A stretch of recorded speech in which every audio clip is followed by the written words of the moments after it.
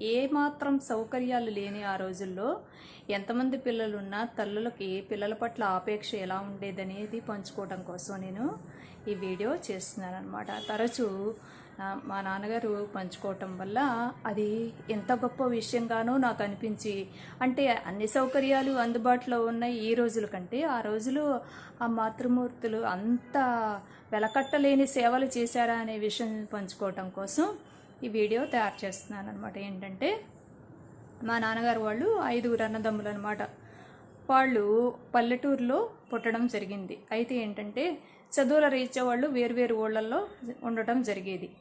తాతగారు ఆ రోజుల్లో పురుషస్వామ్య సమాజం అనమాట. అంటే మగవాళ్ళు ఏ పనులు చేయకూడదు, ఏదైనా వృత్తుల్లో ఉంటే ఆ వృత్తులు మాత్రమే చూసుకోవాలి. ఇంట్లో పిల్లల పెంపకం కానీ మిగిలిన అన్ని విషయాలు కూడా ఇంటికి సంబంధించినవి ఆడవాళ్ళు మాత్రమే చూసుకోవాలి. ఈ రోజులకు మళ్ళీ కాదు, సౌకర్యాలు కూడా అంతంత మాత్రంగా ఉండేవి. 5 పిల్లలు అయినప్పటికీ ఆవిడ చేసిన ఒక విషయాన్ని ఇప్పటికీ కూడా ఎంతో గుర్తు చేసుకొని ఎంతో సంతోషపడుతూ ఉంటారు. నిజంగా ఆ తల్లి చేసిన సేవ వెలకట్లేనిదని. ఏంటంటే ఆయనకి ఇప్పుడు 70 సంవత్సరాలంటే ఈ విషయము దాదాపు వాళ్ళు ఆ రోజుల్లో 10th క్లాస్ని SSLC అనేవాళ్ళు కదా, ఆ SSLCకి ముందు జరిగిన అంశాలన్నమాట.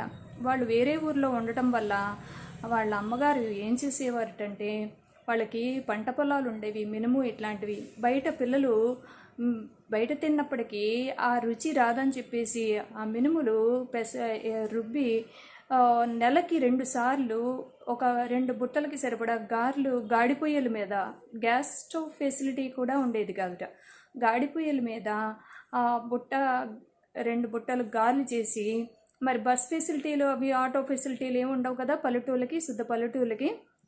ఇప్పటికీ లేదు ఆ ఊరికి బస్ సౌకర్యం అనేది, అది వేరే విషయం. 70 సంవత్సరాలకు కూడా అలా మరి బస్ ఫెసిలిటీలోని ఆ రోజుల్లో 2-3 కిలోమీటర్లు నడిస్తే కానీ బండీలు కూడా కట్టడానికి వీలయ్యేది కాదట. 2-3 కిలోమీటర్లు నడిచి మళ్ళీ బస్ ఎక్కి అక్కడి నుంచి పిల్లల దగ్గరికి ఆ గారెలు చేర్చడం జరిగేది. ఎందుకని 2 పూట్ల పిల్లలు తింటారనే ఉద్దేశంతో ఆవిడ 2-3 మైళ్ళు, ఆ రోజుల్లో మైళ్ళు అంటారు కదా, 2-3 మైళ్ళు ఎంతో దూరం నడిచి పిల్లలకి అవి అందచేసి సంతోషపడేది. ఎందుకని వాళ్ళు తిని సంతోషపడతారు కనుక. ఎంతమంది పిల్లలు ఉన్నా కానీ ఆ రోజుల్లో ఆ తల్లులు చేసిన సేవ వెలకట్టలేనిది. అటువంటి తల్లులందరికీ కూడా శతకోటి వందనాలు.